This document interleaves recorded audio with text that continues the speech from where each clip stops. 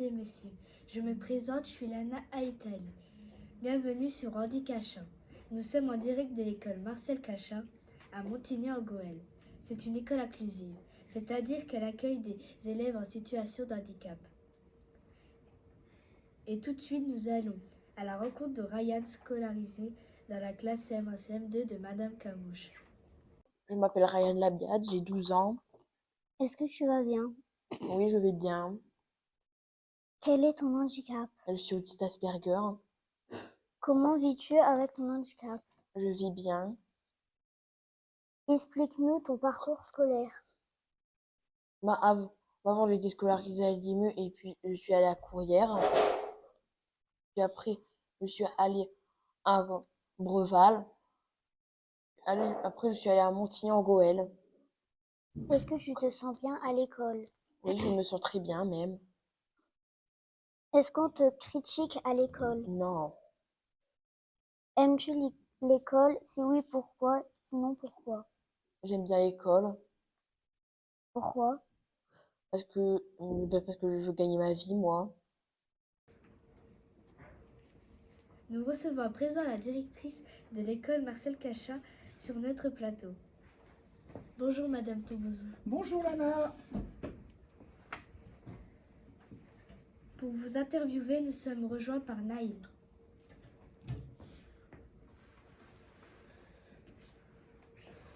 Bonjour Madame Tambozo. Bonjour Naïve. Quels sont les différents types de situations d'handicap qu'on retrouve dans votre école? Alors, dans notre établissement, on va avoir des enfants qui sont reconnus par la MDPH et qui sont parfois accompagnés, et vous le voyez très bien dans votre classe, d'une AESH. On peut avoir aussi des élèves qui viennent chez nous à temps partiel, avec un emploi du temps adapté, et qui passent l'autre partie de leur temps dans des établissements spécialisés comme l'ITEP.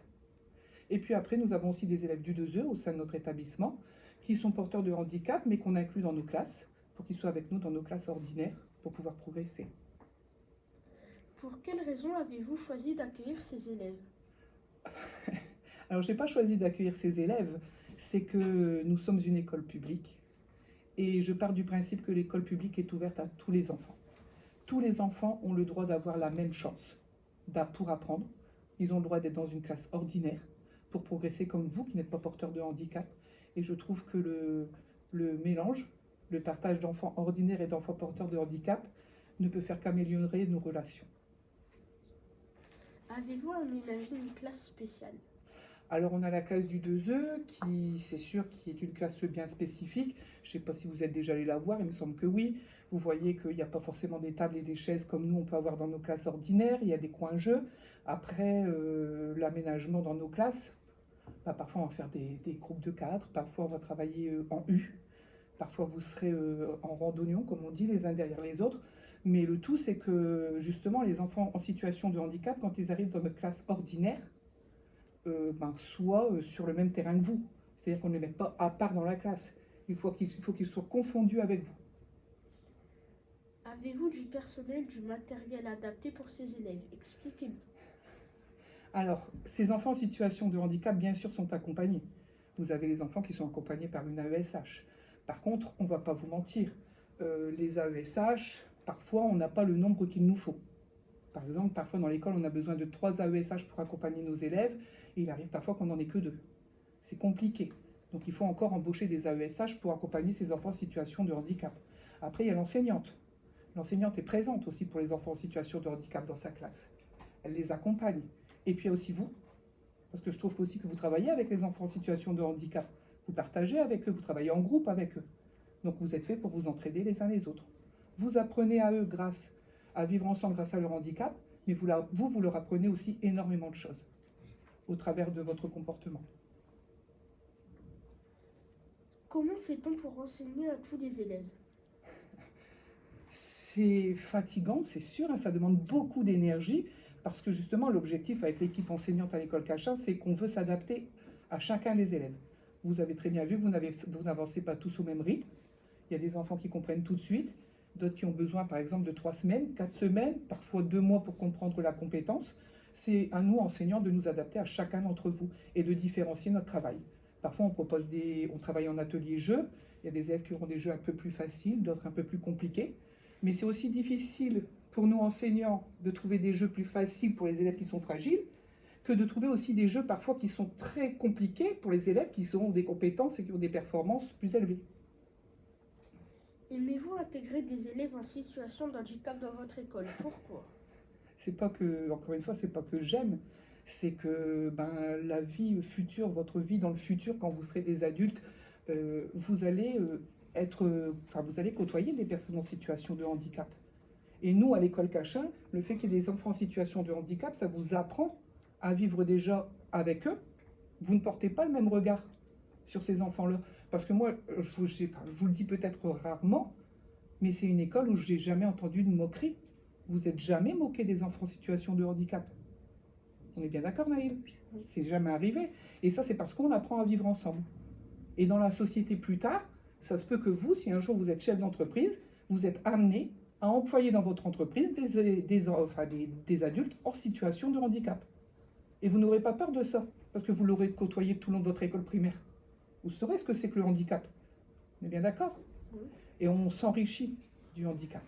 Donc ce n'est pas un choix de ma part. Déjà, je ne choisis pas seul, c'est un choix d'équipe. J'en discute toujours avec mon équipe pédagogique. C'est avec les enseignants, mais aucun de mes enseignants ni moi-même n'avons refusé un élève dans notre établissement. Savez-vous gérer les différentes situations d'handicap? Comment? Encore une fois, c'est un travail d'équipe. On discute avec les collègues. Alors les enfants en situation de handicap sont aussi accompagnés par des professionnels, parfois des médecins, parfois des ergothérapeutes, des psychomotriciens. Donc nous, en tant qu'enseignants, notre rôle, c'est aussi de faire le lien avec tous les partenaires pour que la scolarité de l'enfant en situation de handicap se passe le mieux possible. Voilà, donc c'est grâce aux partenaires qui gravitent. La municipalité aussi fait beaucoup de choses autour du handicap et nous aide énormément, il faut le souligner. Donc voilà, c'est un travail d'équipe. Avec vous aussi, bien sûr, les élèves. Avez-vous des élèves venant de l'ITEP ou d'autres établissements? Qu'est-ce que l'IME? Expliquez-nous. Alors oui, on accueille des enfants d'ITEP, on accueille des enfants de l'IME, parce que la classe qui est dans notre école, la classe du 2E, ce sont des enfants qui normalement devraient être à l'IME, c'est-à-dire un établissement spécialisé, qu'avec des enfants porteurs de handicap.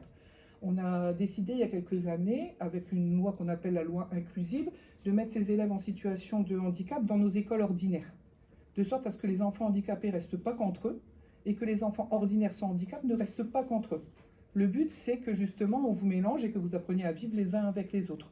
Et encore une fois, j'accueillerai tous les enfants en situation de handicap dans mon établissement parce que l'école publique ne doit fermer la porte à aucun élève.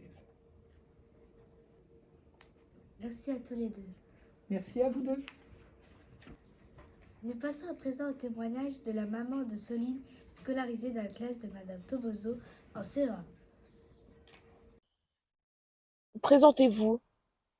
Bonjour, je m'appelle Jennifer Caplier, je suis la maman de 2 enfants, Soline qui a 7 ans, qui est porteuse de trisomie 21 et qui est scolarisée dans l'école Cachin en CE1, et je suis aussi la maman d'Axel, garçon, qui a eu 12 ans et qui est au collège en 5e.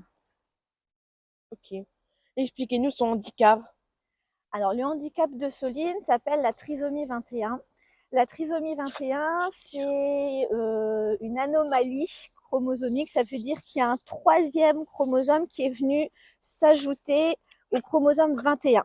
Donc, tout le monde a 2 chromosomes, enfin, c'est une paire de chromosomes. Et Soline, sur son chromosome 21, il y en a un 3e qui est venu s'ajouter et qui fait que pour elle, il lui faut plus de temps pour apprendre, que des fois c'est plus difficile de s'organiser, de comprendre des choses,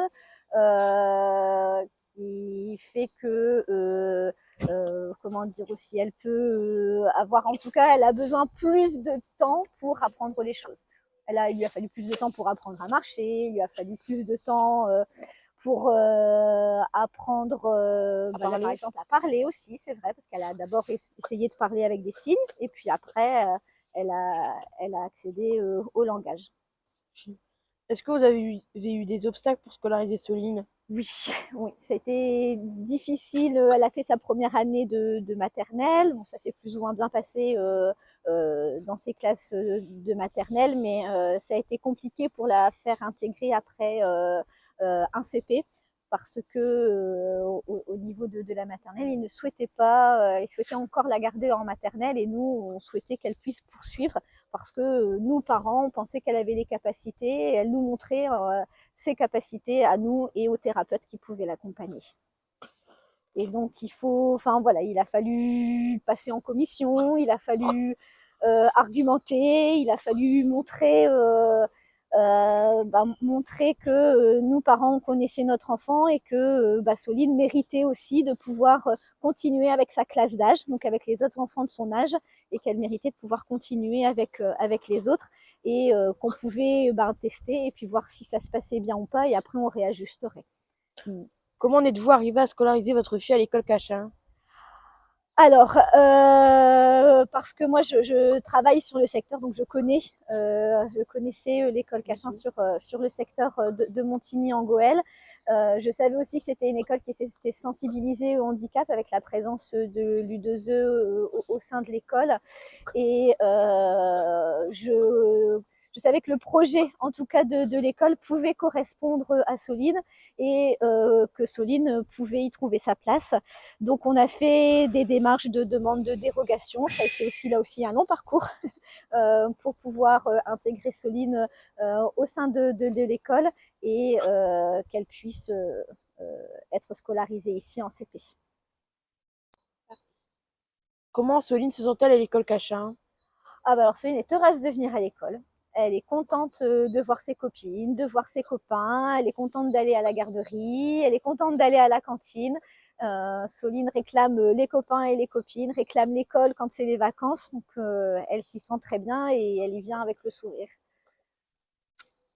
Comment voyez-vous l'avenir pour Soline? Alors,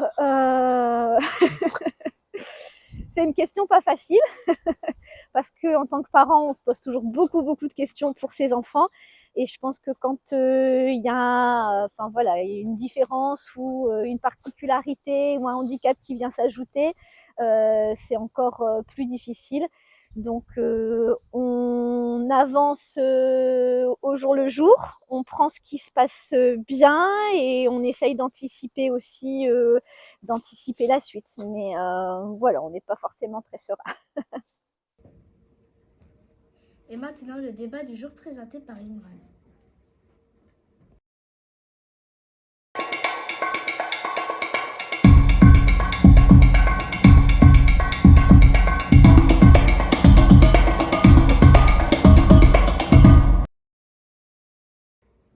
Bonjour à tous. Bonjour. Notre question du jour, est-ce que toutes les écoles pourraient accueillir des enfants porteurs de handicap comme l'école Marcel Cachin? Pour en débattre, nous recevons Nawel Ten et Basma El Bidaoui. Pourquoi doit-on accueillir des enfants porteurs de handicap dans les écoles ordinaires? Nawel. Le but pour chaque enfant est de pouvoir apprendre des choses comme lire, écrire, compter, aussi pour pouvoir apprendre à jouer avec d'autres enfants. Oui, je suis tout à fait d'accord, mais ils pourraient apprendre à écrire, lire et à compter, mais dans des écoles spécialisées pour eux, avec par exemple plus de moyens humains pour eux, plus d'espace pour eux et plus de matériel pour eux. Et même si ils veulent partager, on pourrait faire par exemple des liaisons où nous qui sommes dans des écoles ordinaires pourraient passer par exemple la journée ou l'après-midi dans des écoles spécialisées pour eux et ceux qui sont dans des écoles spécialisées pourraient par exemple venir dans nos écoles ordinaires passer l'après-midi ou la journée. Non, pourquoi pas le faire tout le temps? Parce qu'il y a des élèves qui ont besoin, il y a des élèves porteurs d'un handicap qui ont besoin de leur espace pour eux, et nous par exemple quand on est en classe ça nous dérange de les entendre crier comme ça. Du coup moi je dirais une école spécialisée pour eux, ça serait génial. Quels sont les inconvénients et avantages, Basma?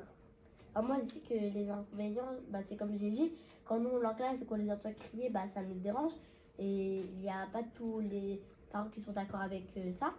Et même quand on est en récréation par exemple, je dis pas dans toutes les écoles, mais il y a des enfants non porteurs d'un handicap qui peuvent se moquer des enfants porteurs d'un handicap. Et les enfants porteurs d'un handicap peuvent être aussi très violents avec les enfants non porteurs d'un handicap. Oui, mais les parents des enfants porteurs d'handicap peuvent être d'accord de mettre leur enfant dans une école comme la nôtre, car peut-être que les enfants porteurs d'handicap d'en haut crient, etc. Ça nous embête, je suis d'accord. Mais après, c'est pas de leur faute parce qu'ils sont nés comme ça, ils ont évolué comme ça. Et dès le plus jeune âge, le fait de jouer, parler, apprendre à se connaître peut changer le regard sur le handicap. C'est pour ça que j'ai dit on peut pas les faire taire, c'est pour ça que ça serait bien qu'ils aient une école pour eux. Ou par exemple, ils pourraient calmer leur crise dans une pièce, par exemple, sans déranger les personnes, les enfants qui travaillent en bas. Dans l'avenir, que doivent faire les écoles pour accueillir correctement ces enfants? Basma. Moi, je dirais dans l'avenir, récolter de l'argent pour faire des écoles spécialisées pour eux. C'est pour les protéger en fait, des enfants qui se moquent d'eux quand ils sont petits, même si quand ils seront grands, ils vont côtoyer des jeunes personnes qui vont peut-être se moquer d'eux. Mais quand ils sont enfants, les protéger un maximum. Moi, je pense qu'il faudrait donner les moyens à toutes les écoles pour accueillir ces enfants, car peut-être qu'il peut y avoir un enfant non porteur d'handicap qui peut se moquer d'un enfant porteur d'handicap, mais après, des fois, il peut y avoir des liaisons. Donc, des fois, ils peuvent être amis et après, peut-être qu'il y a un enfant non porteur d'handicap qui ne veut pas être côtoyer un enfant porteur d'handicap, donc je suis d'accord, mais après, peut-être qu'il peut y avoir des liaisons entre ça. Merci à nos deux débatteuses pour ce débat passionnant. C'est la fin de notre émission Andy Cachin. Elle a été préparée et présentée par la classe de CM1-CM2 de Madame Camouche de l'école de Marcel Cachin de Montigny-en-Gohelle. Merci à tous et à bientôt.